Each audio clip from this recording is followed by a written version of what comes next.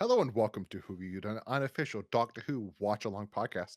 I am one of your co-hosts, Cameron. I'm here with my co-host Ben. How are you doing today, Ben? Oh, pretty good. I got nothing to really report. I saw Eddington today. Not great, Ben. Not great. No. I really love Hereditary. I like Midsommar. I did not like Beau is Afraid, and then I didn't like Eddington. Of course, I'm listing off the films of Ari Aster. Yes. I always find him interesting, and I'm curious to see what he does next. But this is another dud from him, from in my personal opinion. I'm curious to see what he does next. He said somewhere in an interview that he's going to go maybe horror again, or he's going to do science fiction. I would be curious to see more of him in a genre again, because I think I liked him more when he was a more of a genre filmmaker instead of just being a comedy filmmaker. Even though I really love his comedy shorts. You saw Strange Things About the Johnsons, right? Yeah. Did we ever show you Turtle's Head? Yeah, you showed me that one too. Like his shorts are very funny, Mhm. but I don't find his comedy movies to be as funny as his show. But I could not. Is Hereditary the one I'm thinking of? Yeah, Hereditary is the one that if you have seen the movie, you know the scene. Yeah, I tapped out at about 10 minutes. It's like about like 25 to 30 minutes into it when the big scene happens in the movie. And you're just like a lot of people, that's like the moment of the movie that makes you like go up in your chair and go, "Oh, this is what the movie's doing." But for you, like, I'm not going on this ride. I'm out. It's kinda like at the on a roller coaster, like, you're at it's like the highest point of the, roller coaster, and you're about to fall down the drop, and you're like, "I'm not doing this. I'm not going down the roller coaster." I'm walking away. The anticipation for the drop is too much. Alright, ladies and gentlemen, this is not an Ari Aster podcast, but a Doctor Who podcast, Indeed. What are we doing today, and Cam? today is gonna be a special one. We're gonna be doing the top 10 '70s Doctor Who. Of course, ladies and gentlemen, if you are listening to this or watching this on YouTube or whatever you're doing, we have just done all of '70s Doctor Who. You can go and listen to us talk about every episode of '70s Doctor Who. Ben, how does that make you feel? That's crazy. We've been doing this for over a year now at this point. Over 60 episodes. Crazy. A big sizable chunk. Yes. Of course, this decade is very much referred to as at least the classic show, the golden age. This is probably, in terms of consistency, the at least for the first 7 years, the most consistent era of Doctor Who arguably ever. So today we're gonna be talking about those episodes, top 10 favorite episodes, and, this is how we're gonna do it. This is our methodology. Both me and Ben, we both did our own top 10s. Mhm. What I did is I added those top 10s together. So, for instance, if we put a story number 1, let's say we put Colony in Space at number 1, Spoiler alert. both of those stories would get a 10 points, and then if we combine those 2 together, that would be 20 points, and then they would be ranked from there. Of course, doing this method does lead it so that we do have ties because the 10th place was a tie, and we have another tie in there, but we'll get to there. Okay, Ben, before we get into our top 10 story, let's talk about our honorable mentions. We have 3 stories that did not make the top 10 list. So, Ben, do you wanna hear what our honorable mentions are? Yes. The first honorable mention we have is The Three Doctors. It was, of course, the story that you ranked number 10. So do you wanna talk about The Three Doctors at all and why you ranked it number 10?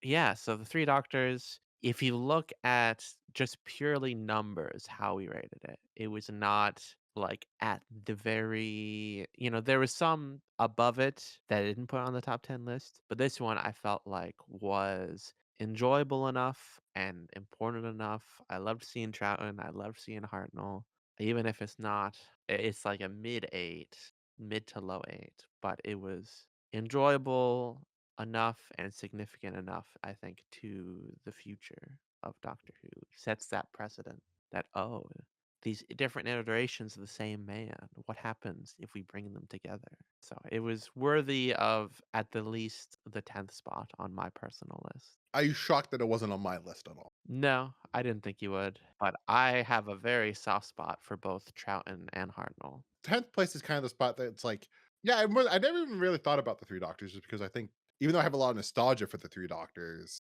I just don't think it's like in that the '70s Who has just so many great episodes. Mhm. I wasn't even thinking of it in my ballpark. There was so many other episodes that I was thinking of.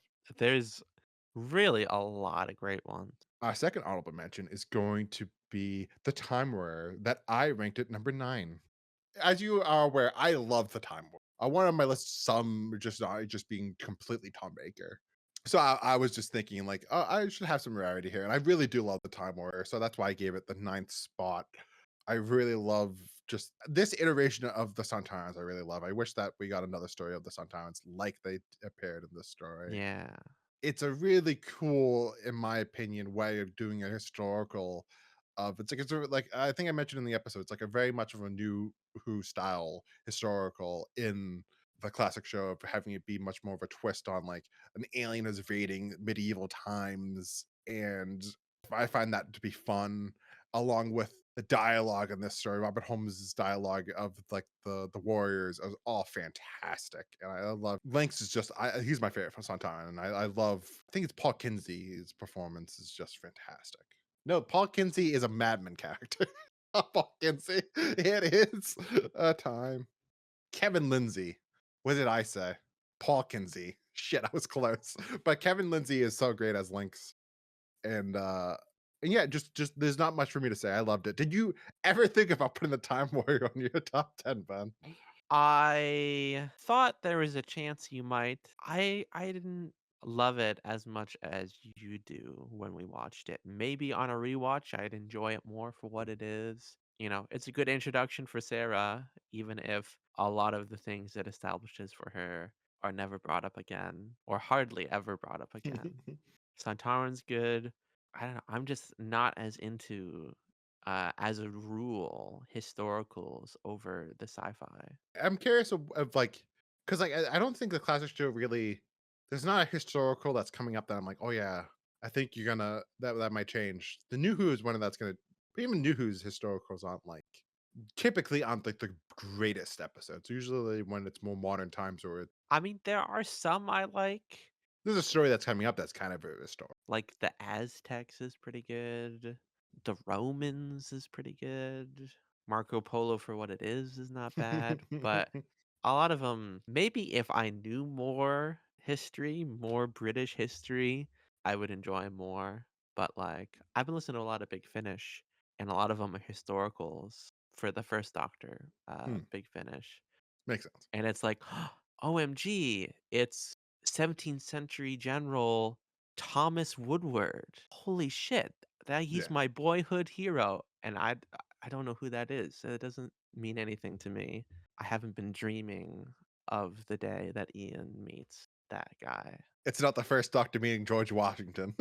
Thomas Yeah, Jefferson. I could get behind that more, I suppose. But it's the American perspective. Not that any of that's relevant to the Time Warrior, but Time Warrior is fine. Not as much of a favorite as it is for you. And then Ben, the last one is Robots of Death, which you ranked number 9. Well, I quite enjoyed. We got, I think it's D84. Yeah. That sounds right. He's great. He should have been a companion. We got some great stuff with Leela. I love Leela. We'll talk about it more when we do our retrospective for the whole era. But Leela, I think, is going to be up there for the companions. For me, anyway. Oh yeah. She has some great stuff. We got all the cool makeup, murder mystery. I don't know. It's a fun time. And one of those that is highly recommendable. Oh yeah. It's like definitely would be a great like. All right, you watched some New Who, you want to get in a classic Who. Robots of Death is a great first episode for somebody that's has seen New Who and wants to see what is classic Who like. Yeah. Oh, absolutely. It's such a great just it has all the fundamentals of a great Doctor Who story. Like you said, it's a based on it's a murder mystery, but also has a little bit of Based Under Siege in there. It's one of those stories also you can kind of you could picture basically any doctor in that story. Sometimes that's a negative, but I feel like that's a positive for that story. That like any doctor would fit that story very well. It's just a very Doctor Who-y story about these robots just killing people. You could replace those with a lot of other people, a lot of other Doctor Who characters, and it would still work. And we'll see them do that more in the new series, just doing Robots of Death again. But I think that's probably maybe some of the reasons why I don't love it as much is because of like it's very much like I've seen this before, even though Maybe I've seen it before just because I'm coming at it from the perspective of somebody that watched what came after Robots of Death first. So then when I get to the original, I'm kind of like, all right, I know I've seen this before. But every episode is a brand new experience for me. The cutting edge of storytelling. Everything is better compared to what I did in the 60s. But of course, the robot designs are just incredible. It's very much Oh, holds up till this day. so iconic. And just like for some of the lines of like, please do not throw hands at me. It's something like that. You know what I'm talking about, right? Yeah, yeah, yeah. And just the delivery of that from the actor is very good, and like the little bit of modulation, the voices in that just incredible. Very, very good. But also there's so many good uh Tom Baker Hinchcliffe stories in particular that if this didn't make the cut, I totally get it. But also, like, I watch give one shout out before we move on from Robots to Death is the opening sequence with the doctor explaining how the hottest works with Leela, and just having the Mhm. two boxes. Oh yeah. Is that also the story where she's doing the yo-yo and is thinking that the yo-yo is what's making the machine works? I think that is Robots of Death. Yeah, it is. Like that whole scene is awesome. I thought I had to do that for the magic to work. Very much like a good example of what makes those two characters' chemistry and dynamic work so well. Starting off the list, Ben, is gonna be number 10, which is gonna be Talons of Weng-Chiang.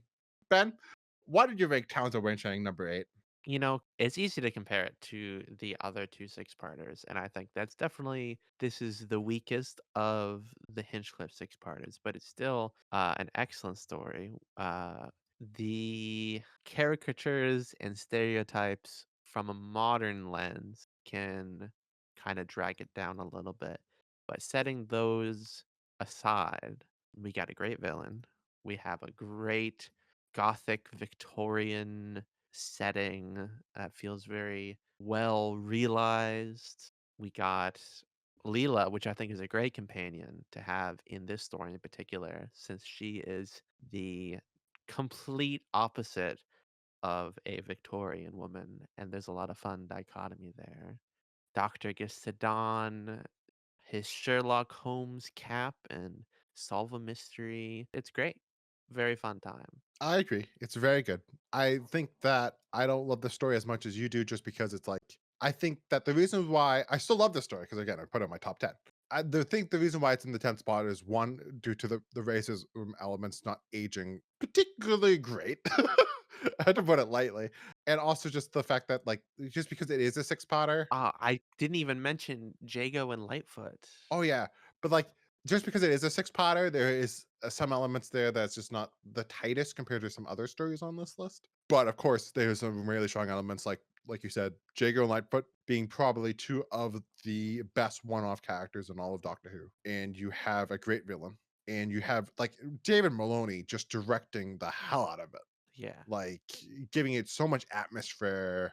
And it's a great end to a really great era of Doctor Who with the Hinchcliffe as producer. absolutely. Ben, next story. Sharing both number 9 and number 8 is going to be Spearhead from Space and Deadly Assassin. So, Ben, talk about Spearhead from Space. I'm shocked. I'm actually kind of shocked this was so high on your list. I ranked it 6th. You ranked it 6, so it's pretty high. Are you shocked that it's not on my list? A little bit, but I guess I get it. I think it's such a strong opener.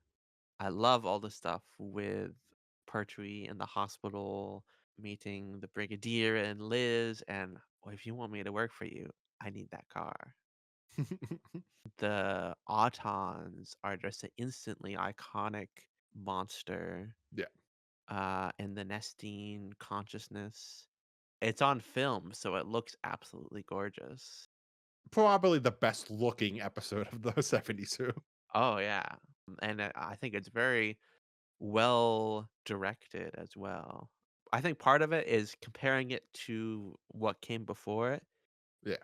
in the 60s. Instantly, there's such a greater sense of like place Mhm. and setting. Doesn't feel like I'm on a soundstage. It feels like Yeah. this is this is just the world. It helps that like the shooting on real locations and real sets. not real Yeah. set, but like it's like they're at a hospital. It's not a hospital set, it's an actual hospital. A lot of great stuff there. I am shocked that I didn't put on my list. I think in a word I could have put on my top 10 list. Just because it Yeah. is a great story. It's one of those stories that every single time I watch, I'm like, oh, this is just a great Doctor Who story. The beginning of Robin Holmes just being probably the greatest Doctor Who writer who ever wrote Doctor Who.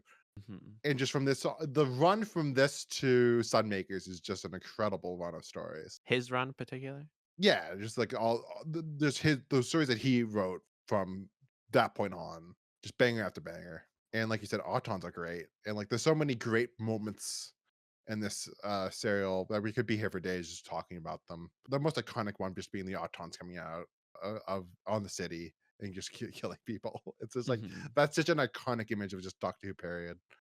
And there's a reason why, like even after all these years, like that image still is iconic. Yeah. Running people over in cars. It's kind of the episode that in some ways you can say it's the episode that saved Doctor Who. That's like without that, if that episode was a stinker, like because like, the ratings were pretty low towards the end of Troughton's run. So if that story wasn't as successful as it was, who knows where the show would be at this point. Mhm. All right, Ben. Next episode. Also sharing this spot is going to be Deadly Assassin. So Deadly Assassin, I ranked it as my number 6 spot. I love Deadly Assassin.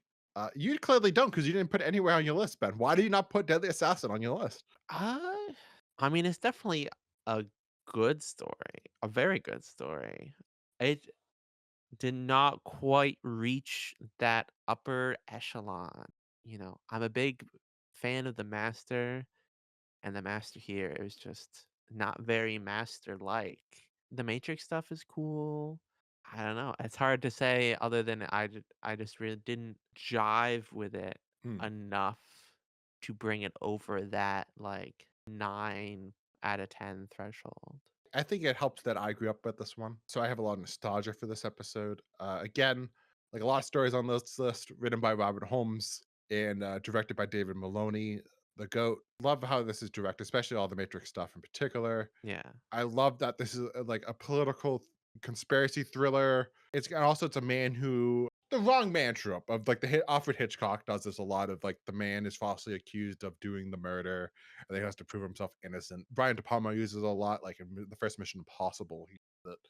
And it's similar to this one where Tom has to kind of prove himself that no, I did not kill the president and I'm being framed for this. I love those type of stories where the character has to convince people that no, I was framed and this is wrong, and I'm going to show you why. And Even though I was on the balcony with the gun yeah, pointing it at him, I did not shoot him. and like you said, the Matrix stuff is all great. I love that it's really guerrilla making of like Douglas Adams having a lot of fun with the camera there and just with the surreal images. I think part of it, like the Matrix is kind of cool. The surreal stuff that is like the cliffhanger of part 2, Hmm.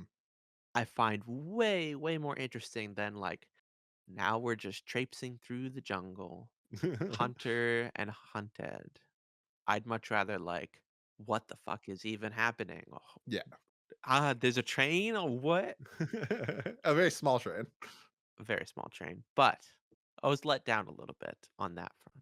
I also love this one that it's a solo Tom story, so it's just Tom just talking to the camera. I appreciate that. He does talk to himself quite a bit.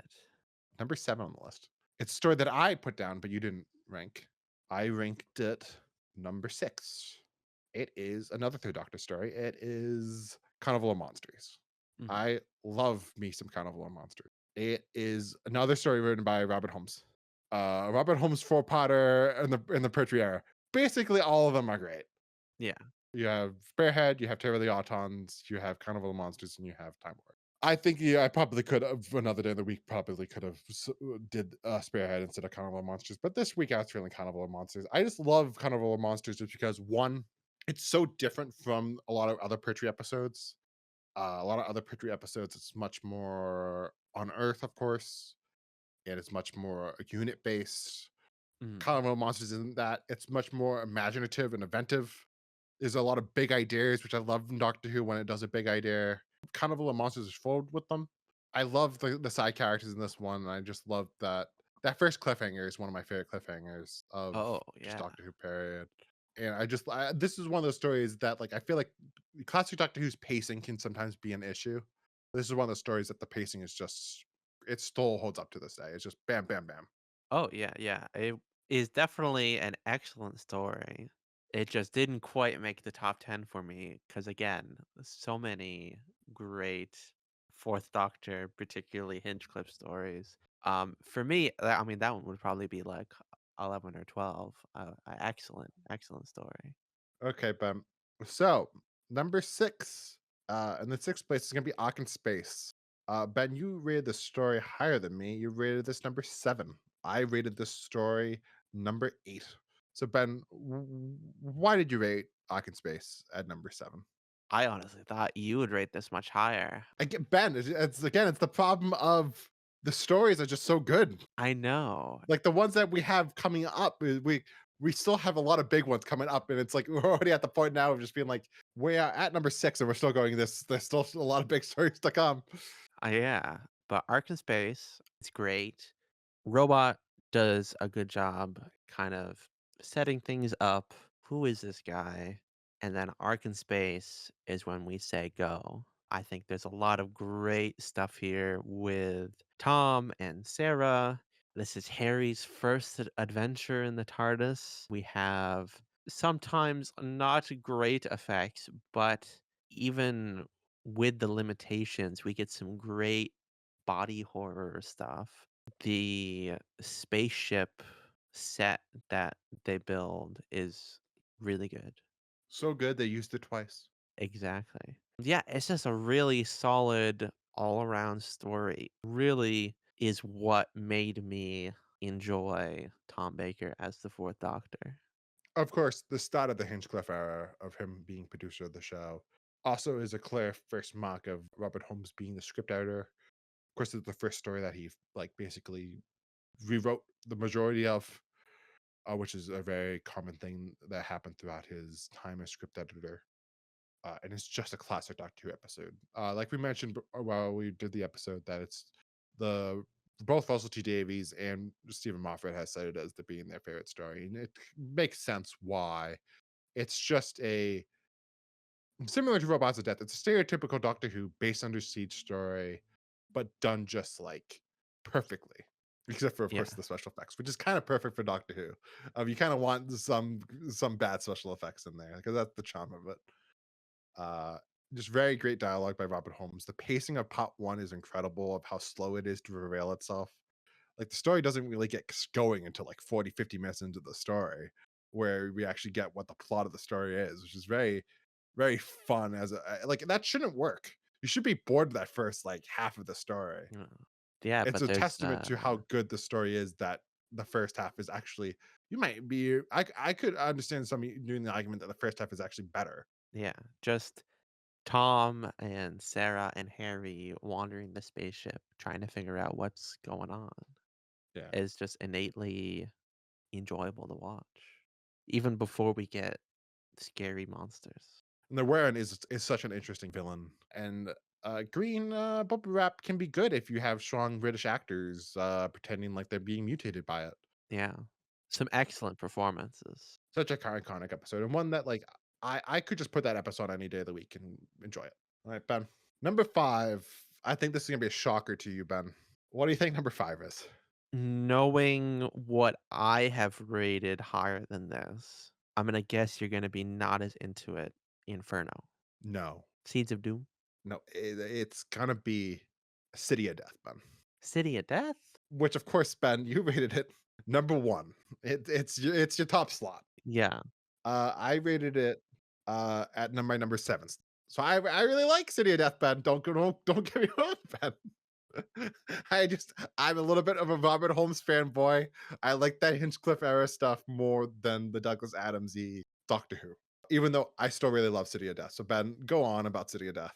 Yeah, I mean, it's comparing gold to silver, you know? I get that it's not. But what is clearly better? Number 7 is respectable. What is good? I think we have a great villain here. Count Scarleone is really intimidating and villainous in a way that we hadn't, especially in a long time for Graham Williams. There's great use of like actual time travel, which astonishingly is not in a lot of these stories. Wait a minute, the TARDIS is not just a tool to get you to the beginning of the story? Crazy. I love the time loop stuff. That is always just a concept in fiction that really interests me. It's just enjoyable to watch Lala Ward and Tom Baker, who are clearly in love, just exist in Paris. And having them really in Paris just creates such a deeper sense of reality than Spaceship Number 17. It's a bouquet, Ben. Yes. No, that first part is just incredible. I just think that, like, for me, it's just like I said this little small criticism of just like I think like it kind of suffers a little bit in like part three. It's also really funny. Oh no, Like, it I is. love Duggan. It is just it's. I think Stephen Moffat kind of summed it up best in that documentary about City of Death. Of he just said like Douglas Adams' Doctor Who lasted 4 weeks, and that kind of is true. That like this is the 4 weeks where we got what it would be like if Douglas Adams wrote Doctor Who, and it Yeah. was great. Like Great writer, not a good script editor.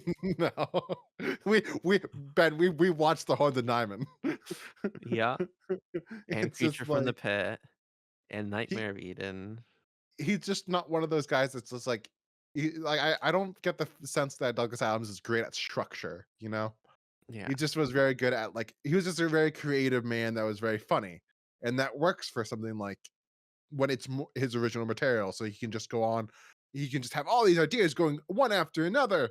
But when it's more like you have to fix the script, it's like that's where he kind of suffers just because it's like, but I think also probably part of that has to do with he was writing the second season of Hitchhiker's Guide to the Galaxy video and and also writing writing the novel. the first book. So it's like clearly this man's he kind of had priority. Even the doctor was the paycheck. He kind of had to focus on other priorities. Understandable. But when his mind can be used in that way, like City of Death, it's just it is incredible to behold. It's such a great episode, man. I think that moment where the doctor plays an idiot and meets the count for the first time and the countess. It's just like the starting off with just like the oh what a beautiful butler, he's so violent. Oh no, it's oh what a wonderful butler, he's so violent. And then him just being like, oh, you're a beautiful woman, probably. Just like so many just lines like that, just like, oh, it's incredible. Yes. But Ben, knew what's a little bit more incredible is our next spot, for my opinion. So next time we have another tie for the tie between the third and fourth spot. So I'm gonna do the tied third and fourth spot. It's gonna be Pyramids of Mars. Mm, As you're aware, I love Pyramids of Mars so much. It's one of my favorite Doctor Who stories. I ranked it number two. You ranked it five. number five. So yeah, it's just I love Sutek as a villain. I think Sutek is one of the great Doctor Who villains. I love just the atmosphere of this story, and I love the stakes of this story. Like Tom's performance is very serious. He clearly sets up like no, this is the end of the universe type shit. Oh, absolutely. And there's so many great moments in this story. Like I think one of the standouts for me is the moment where he brings Sarah back to 1980 and sees that Mhm. like no, it's again another time where the show doesn't really do that often, but uses the TARDIS and the plot to clearly establish the stakes at hand of like no, if we don't succeed defeating Sutek, this bad guy, it's the end of the world. And it's not like even like another story we're going to be talking about where it's like a parallel world. This one, it's like, no, this is our world. This is Sarah Jane's 1980. This is what happens to it. And it's like this gray, like wasteland with no life on it. But then you get like again, great scenes with Tom and Sutek where Gabriel Wolf is giving a great performance. Tom is just doing Oscar-winning pain acting Oh, yes. of just getting a green light shined on him. Yeah, it's just I love this story so much, man. It's one of my favorite things in the world. Uh, what did you think of Pyramids of Mars? Oh, I mean, all of those things you said makes it one of my top 10. I think where it falters a little bit for me is some of the intermediate stuff. Some of the running around the woods with a shotgun, having just a random guy. getting killed by two mummies' breasts. Yeah. Some of that is less interesting, but when it comes to the confrontation with Sutek, this is also the one where we have the pyramid games in the 4th episode, right? Yeah, yeah, yeah. That is the main thing of just like, but it's only for like 5 to like 6 minutes of that part four. The majority of it is not that, but just like it is rough though that little bit. Like, oh, now we gotta solve. Feel like it's closer to 10 minutes. There's like Probably is. puzzles we have to solve now, harkening back to Death to the Daleks, but We're not quite as speaking of bad. Death of the Daleks, also sharing this spot. I mean, it's someone's. Nicholas Briggs would. Oh yeah, people love it. Then we're in a. I don't know if we're in the minority, but there is a fan base that would be like we are wrong. Yeah, All right, Ben. So also sharing the third and fourth spot, it's Inferno. yeah, On the other story where the world ends. yeah, Uh, Inferno. I ranked it number. I ranked it number third, and you ranked it number fourth. yeah. So both pretty high on our list. It's absolutely the standout of Pertwee's era. And this is the first time on my top 10 of a story that I watched for the first time on the podcast. There's another one coming up as well. Had you not watched Inferno before we've talked about it? I did not because I don't remember this DVD being that common to run by. And then by the point that I was able to like just stream classic Doctor Who, I was just kind of put off by the seven powder of it all. Yeah. So I always knew it was one that's like I gotta get to that, including the one that we're gonna be talking about soon. But when I did, I finally was like, oh no, there's a reason why people cite this as being one of the greatest Doctor Who's period, not just even classic Doctor Who. It's just a banger. Absolutely. It's a seven-parter that shouldn't like no Doctor story with their budget being 7 parts long should work. That should be an instant just oh. But because of the two parallel worlds, the pacing isn't really hurt as much as some of the other seven potters in season seven. And like they're just going to parallel world just reinvigorates the story, and it's so fun to see some the Brigadier and Liz, but like not the ones that we are know Oh, yeah. and are like fascist versions of themselves. And seeing the Doctor in an environment, especially the third Doctor, in an environment where he's not in control at all, parallel world, is very fun to see. I am very much looking forward to. I got the season 7 Blu-ray a couple of days ago. I'm very much looking forward to the day that I pop that Blu-ray in and be watching for. Oh, yeah. One could even say that the parallel world Liz is Carolyn John's best performance. Oh yeah. And the brigade leader is really great too. Oh yeah. And just it's just so fun to see Nicholas Briggs, not Nicholas Briggs, Nicholas Courtney without the mustache, Hmm. with the cartoony fucking eye patch. Yes. Such a great time.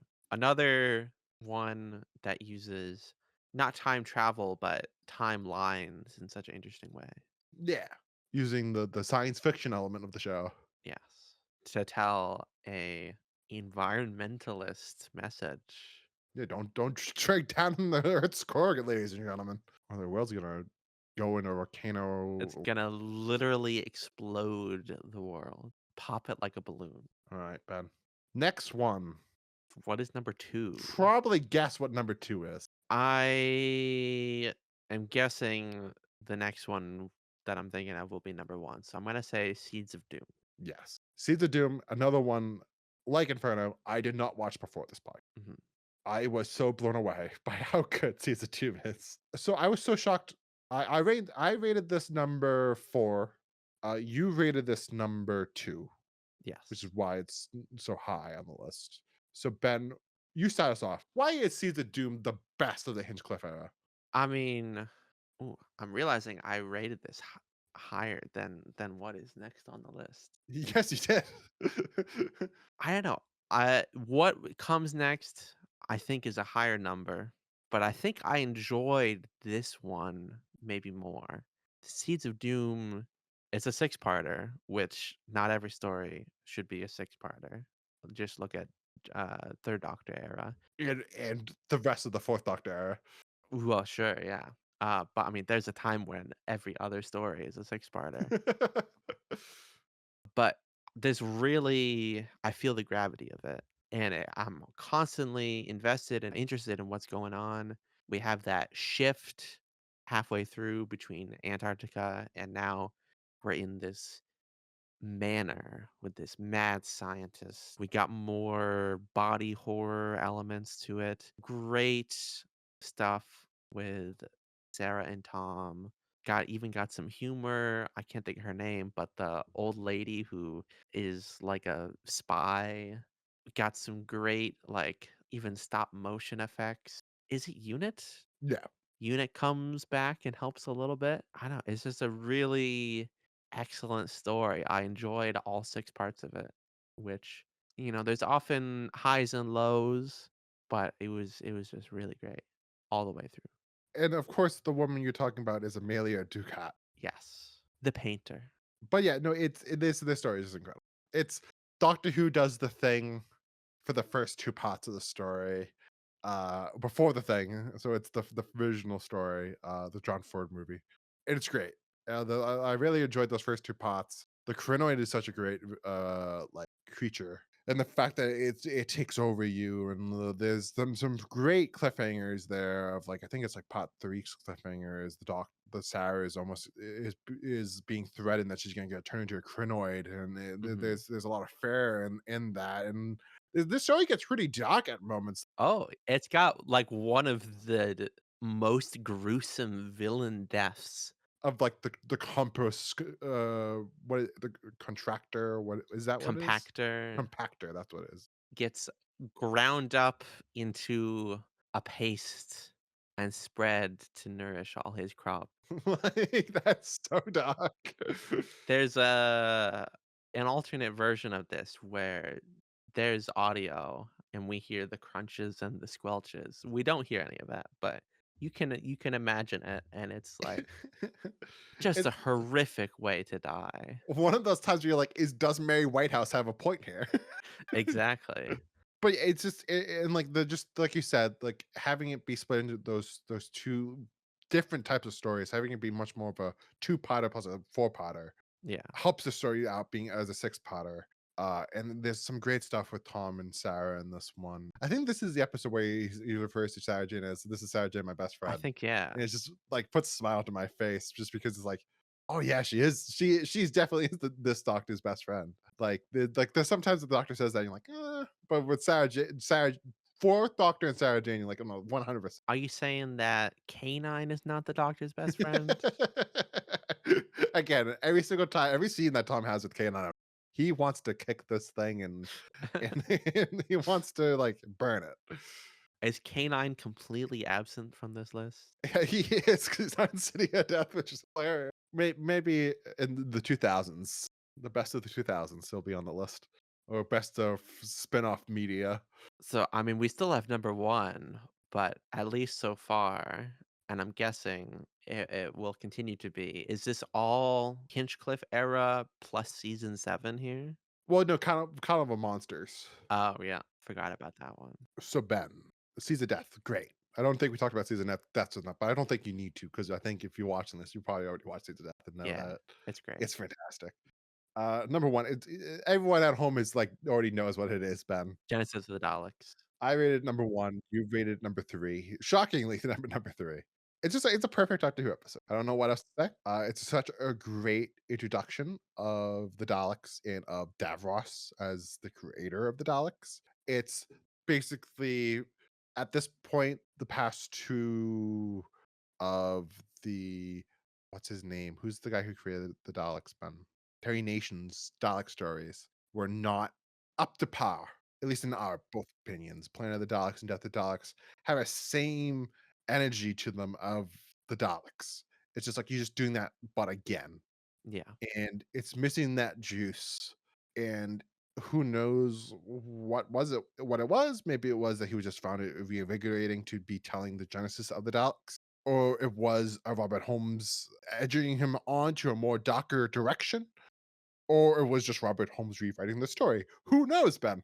Uh, I think we got both in we kind of both are in the side of probably Robert Holmes did a couple of rewrites here and there for this story because it's a very solid story.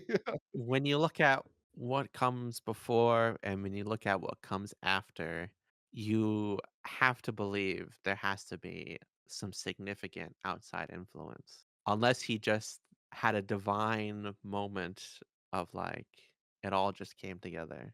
And it's such a dark story. It is one of those stories that's like, there's no hope in Genesis the Daleks. Like, even at the end, it's not like we defeated the Daleks. It's like, oh, we didn't do anything really. They're still alive. They're still gonna conquer the universe. They're still gonna kill millions, bajillions, trillions of things. Like, our vomit here just let it to be like, well, they didn't change history. Of course, the Doctor has that moment where he's like, "Do I have the right?" And then he figures out he doesn't have the right. Billions more will come together, unite over their hatred for the Daleks. And of course, like there's the greater implications of this story of like it kind of starts the Time War and the new series whole Spoilers. arc. But you already knew this, Ben. You can kind of figure that. Wow, I wonder why the Time Lords went back and said we had to stop these guys from existing. Their pa- from what we know from their lore, the Time Lords are like these passive. They don't interfere in time, but all of a sudden they're like, you know what? It might be better off for everyone if these guys just stopped existing, which is very funny, Ben. Mhm. But like it's just the only bad part about Genesis of the Daleks is the giant clams. But even the giant clams, it's like it's kind of fun just to see Harry be like, "Oh no, my foot got stuck in a big clam," Yeah. and the actor's like, "Oh, you stupid little! I'll fix it for you, Harry." A truly excellent story. One of the GOATs. Debatably the goat. All right, ladies and gentlemen. Real quick, Cam, give us one more run through of the whole list. All right, so our top 10 list goes as the following. Number one is Genesis of the Daleks. Number two is The Seeds of Doom. Number three and four, sharing both spots, is going to be Inferno and Pyramids of Mars. Number five is going to be City of Death. Number six is Ark in Space. Number seven is Carnival of Monsters. And sharing both 9 and 8 spot is going to be Spearhead from Space and Deadly Assassin. And number 10 is going to be Talons of Weng-Chiang. Ben, are you happy with that list? I think that's a pretty good list. All 10 amazing stories. Join us next week, ladies and gentlemen, as we discuss when we get in the thick of it of 80s Who. We already did we started 80s Who with Horns and Nyman and Shada, but really 80s Who starts with JNT, John Nathan Turner, and that Peter Howell theme. So join us next week as we discuss the Leisure Hive and get right into season 18, man. How excited are you for JNT? I am excited for a shakeup of the status quo. And spoilers, Ben has already seen it, so I can say, are you ready to see fucking Canine get killed? That little Oh, fucking yes. bitch. Okay. Goodbye, ladies and gentlemen. Join us next week. Have a wonderful rest of your day. Peace out, everyone.